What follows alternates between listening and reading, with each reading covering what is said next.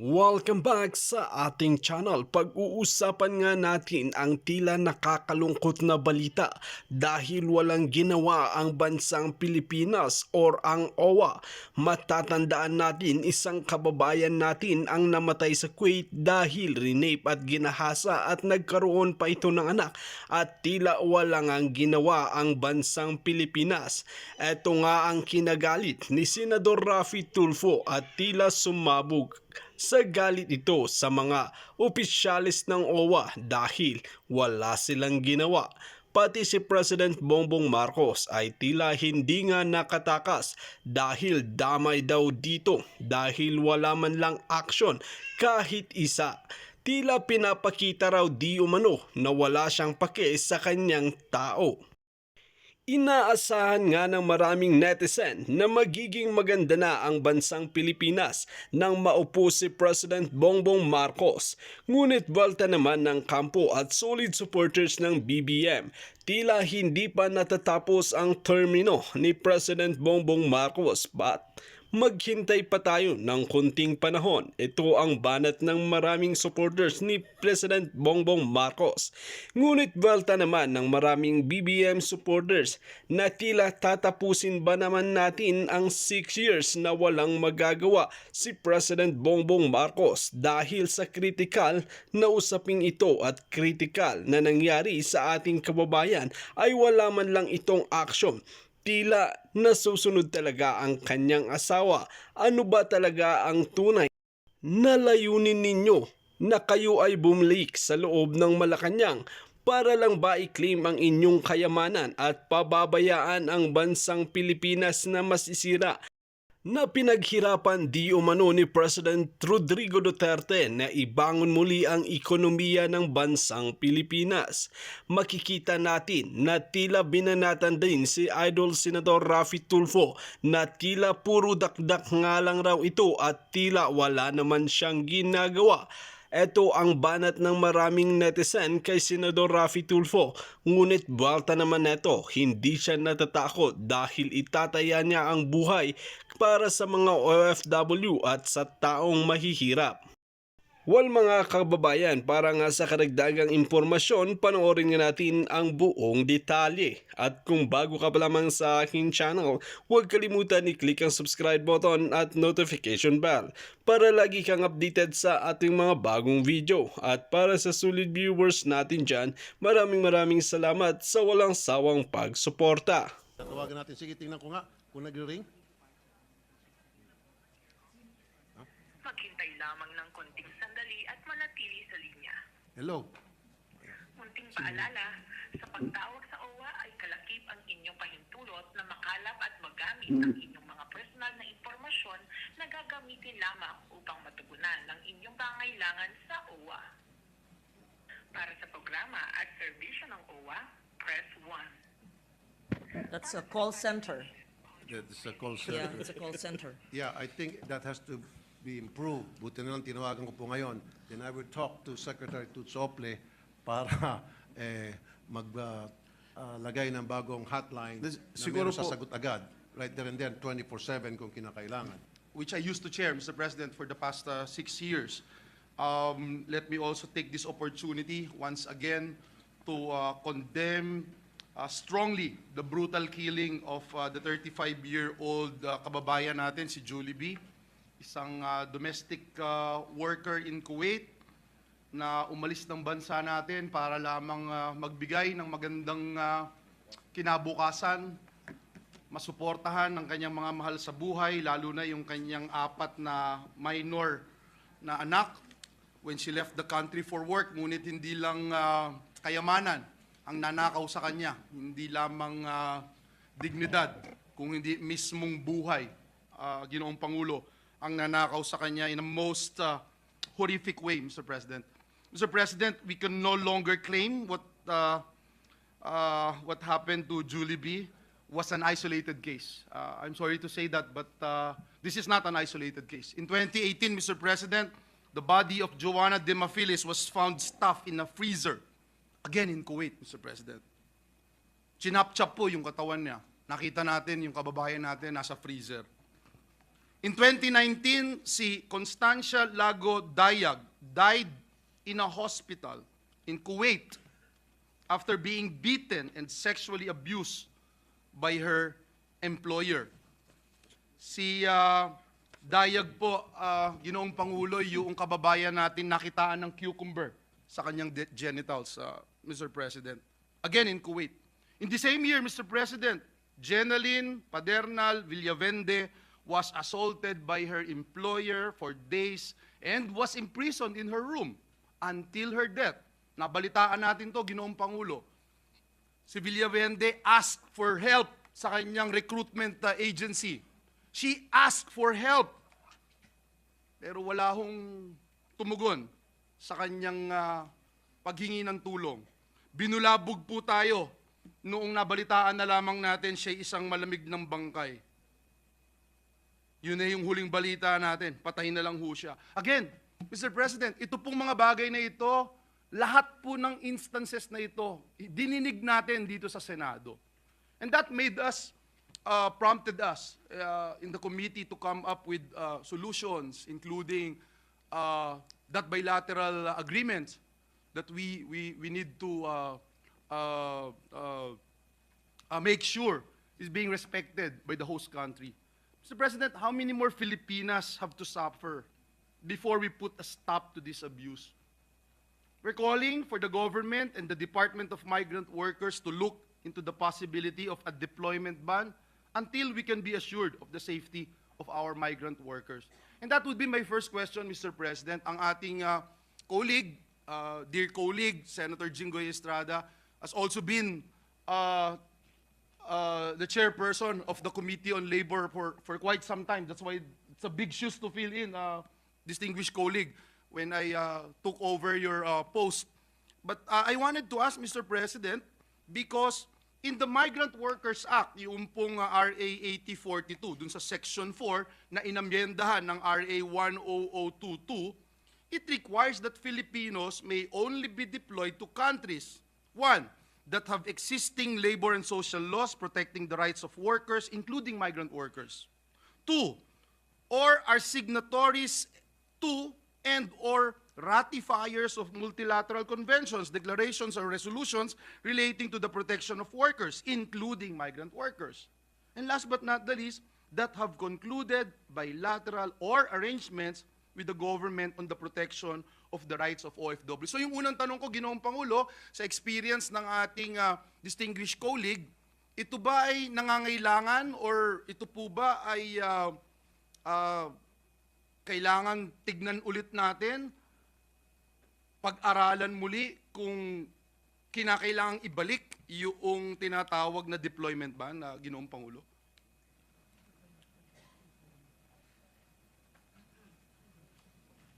Sa aking palagay, Ginoong Pangulo, ay kinakailangan ibalik yung deployment ban dito sa bansang Kuwait sapagkat sa lahat mga nabanggit niyong mga pumanaw na ating mga kababayan, hindi lamang po si Villavende, hindi lamang po si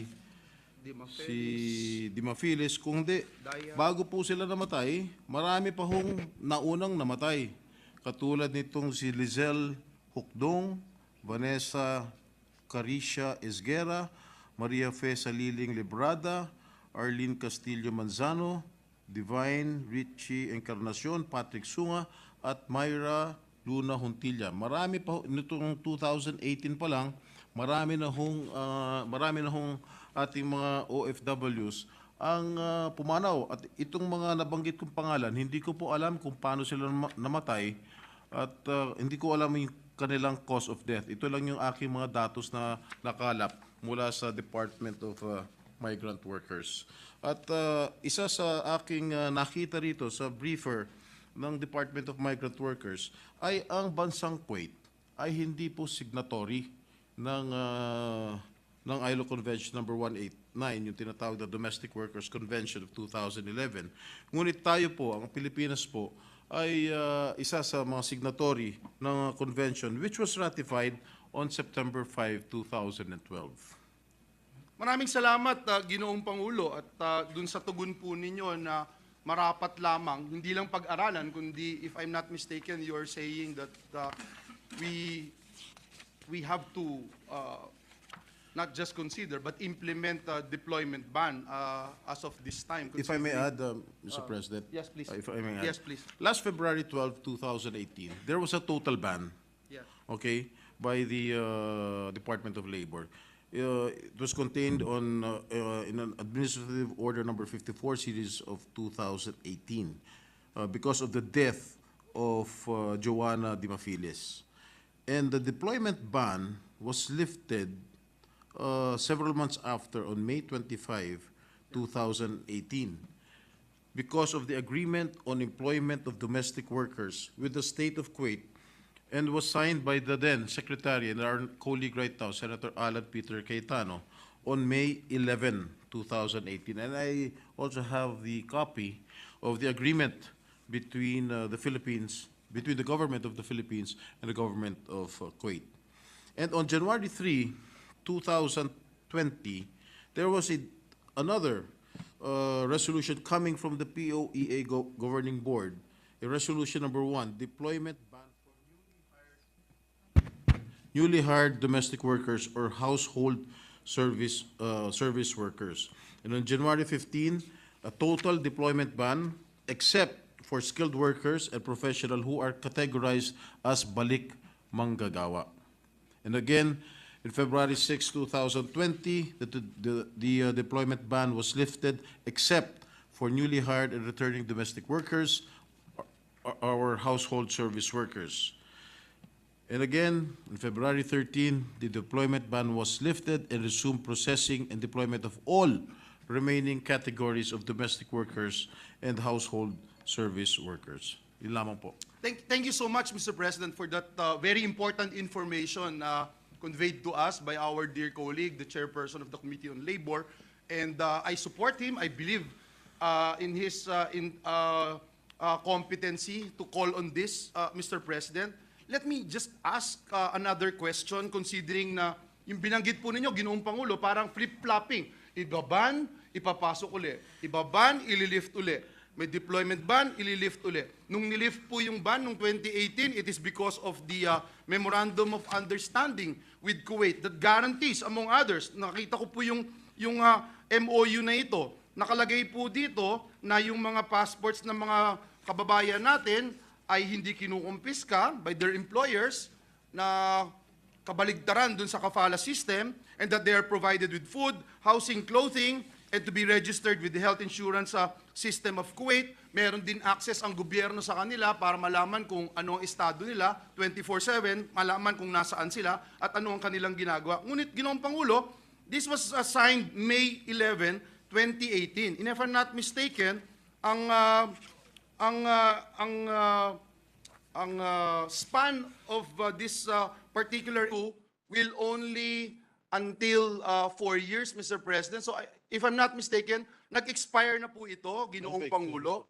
If I'm not mistaken, is that correct? At kung nag-expire po ito, hindi ba dapat kung nag-expire ito, dapat kaalinsunod dun sa expiration? Una, dapat meron bago or ma-renew man lang ito para masigurong protektado ang ating mga kababayan. Pangalawa, hindi pa ito na-expire, dapat ginagawa na ng ating mga representatives in the government na masiguro na tuloy-tuloy yung proteksyon ng ating mga kababayan. So ang next question ko din po is that dahil po ba dito kung bakit Nag-flip-flop. yes, nag-flip-flop? Well, wala po akong sagot sa inyong katanungan. Nakita ko lang po sa lahat ng mga datos na ibinigay po, isinubmit sa akin ng Department of Migrant Workers. Hindi, isa.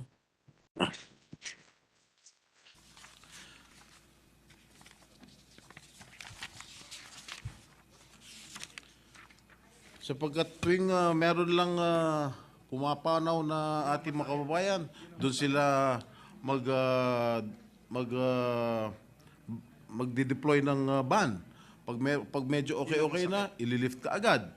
Kaya hindi ko po malaman kung ano po ang rationale ng mga otoridad natin kung bakit flip-flopping lagi ang kanilang nagiging desisyon. At tungkol naman doon sa pinirmahan ng ating ng ating gobyerno, represented by then Secretary Alan Peter Cayetano and the government of Kuwait. Nag-expire na po ito 4 years, no? Tama po yung sinabi ninyo at nakalagay din po sa kanilang agreement, if I am not mistaken, the agreement was signed, shall remain in force and effect for a period of 4 years and shall be renewed automatically unless either party notifies in writing through the diplomatic channels of its desire to terminate or suspend this agreement 6 months prior to the ending of its validity. So, Would we know if this is still in effect? Because I- it says automatically unless... I think we will still have to ask the Secretary of the Department of Foreign Affairs. Thank you. Thank you, Mr. President. I think this is a very good opportunity now to discuss policy, Mr. President, as made mention by our chairperson of the Committee on Labor. For example, Mr. President, if there are any studies on the impact of these bilateral agreements on the number of cases and general state of working conditions of our kababayan, especially, for example, in Kuwait. Nung mangyari po ba ito, bumaba talaga. Kasi kung ganun, dapat pagpatuloy natin ito at kung ito naman ay may pagkukulang, dapat punan natin at bilang mga mambabatas at policy makers, we are here to listen, Mr. President. Just a suggestion, especially as we tackle this particular issue, Mr. President. Because another question is that our MOU still use is total ban advisable. Kasi titingnan natin yung polisiya natin ngayon, yung ating present situation, in case a country is non-compliant, do you still allow the deployment of OFWs in this area? If yes, what exceptional cases would warrant the deployment of OFWs in these areas? Because I remember, Mr. President, hindi nga nasa non-compliant category noon ang Kuwait, nasa partially compliant sila, ngunit nung pumasok po tayo dito sa agreement na ito, itong MOU na binabanggit ng ating distinguished colleague, signed in May 11, 2018, na-lift po yung ban. So again, may we know, Mr. President, the thoughts of our chairperson of the Committee on Labor as to when do we really come up with decision na ito, non-compliant, automatic. We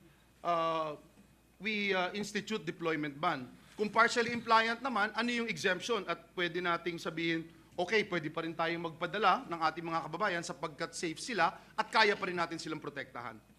Maraming salamat, Ginong Pangulo. Doon po sa sinasabi niyong non-compliant host countries, na kung saan ipadala natin yung ating mga OFWs, para sa akin po, dapat hindi na po tayo magpapadala ng ating mga OFWs doon sa mga non-compliant host countries. Dahil, unang-una, isusubo mo ang buhay ng ating mga OFWs kung hindi naman compliant sa ating mga labor laws yung host countries. Pangalawa, dun sa partially compliant, pag-aralan muna natin, we have to study it thoroughly before deploying our OFWs to their respective host countries where they want to work. At ako nanggigigil ako rito sa bansang Kuwait sapagkat sa dami kong nababalitaan and it is also recorded, marami na ho talagang pang-aabuso na ginagawa itong mga amo nitong ating mga OFWs. That's why I want to recommend to the Department of Migrant Workers to ban our OFWs from working in the state of Kuwait. Thank you, Mr. President. Let me share the sentiment of our distinguished colleague na unless there is pag hindi sila compliant, dapat ban talaga. Kung partially compliant, meron ding safeguards, additional safeguards to ensure the protection of our OFWs. Last question na lang po, Ginoong Pangulo, if we have some data as to what other countries or what are the countries where there is a significant number of cases of OFW exploitation and abuse. You made mention a while ago, Mr. President, na itong bansang Kuwait mukhang lagi nang nakakaisa sa atin, sa ating mga kababayan. No? May mga ilang bansa po ba na significant po yung number of cases of OFW exploitation and abuse? At ano po, o what are the professions or work of the OFWs that are usually involved in these cases? I ask this question, Mr. President, because we wanted to find out if indeed there is some sort of correlation between the categorization of a country as a compliant, partially compliant, non-compliant, with the number of cases of abuses suffered by our OFWs. And if the answer is yes, then yun nga po, no, why are we still alive? Well mga kababayan, dito nga nagtatapos ang ating talakayan ngayon araw. Tila nakakalungkot isipin na tila wala nga bang aksyon ang bansang Pilipinas at ang Owwa sa nangyari sa kababayan nating OFW na pinatay, ginahasa at binuntis, ay wala pa rin magagawa ang bansang Pilipinas. Ito na siguro ang pinakamalungkot na batas ng bansang Pilipinas na walang pakialam sa mga OFW. Just comment below sa ating comment section kung ano sa palagay nyo at ating pag-uusapan.